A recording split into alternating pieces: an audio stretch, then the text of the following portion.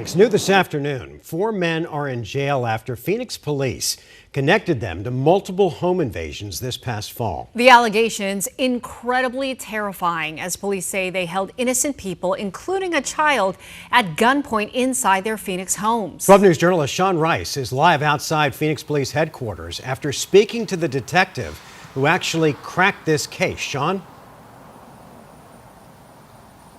Yeah, Mark and Tram, good afternoon to you both. It is incredibly hard to fathom putting yourself in these victims' shoes. Imagine this. 1 minute you're sound asleep next to your family members safely inside your home, and the very next you're being approached by 4 masked men, all with guns, pointing them directly at you, threatening your life. This is the experience of 2 South Phoenix families from late September to early October. And because of some very diligent police work by Phoenix police, they believe they have the criminals who did just that behind bars.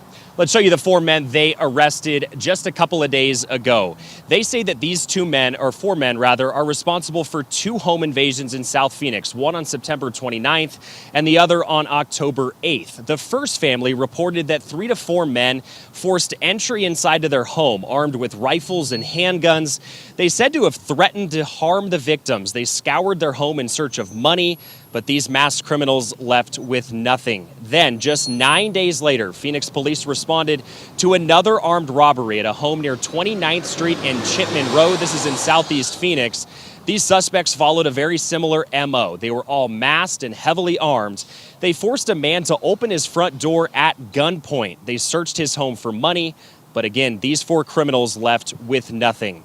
For Phoenix Police Detective Paul Guerrero, this case became heightened when he learned that in this second home invasion, a 12-year-old girl was among the victims held at gunpoint inside her home.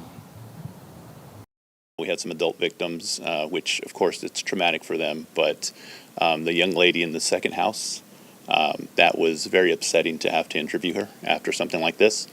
And I hope this... Again, I don't know that bad guys are going to be hearing this or listening to this, but we will do everything we can to try to bring justice, especially for a victim like that, because it can be very traumatic for them.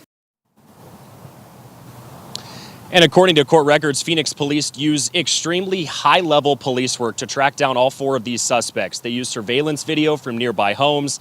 They use Phoenix city traffic cameras, and they also executed search warrants on multiple of these criminals' phones. They own them. These phones were connected to them. At least one of these suspects, Scarlin LeBron, according to court records, is a former professional baseball player with the Chicago Cubs organization.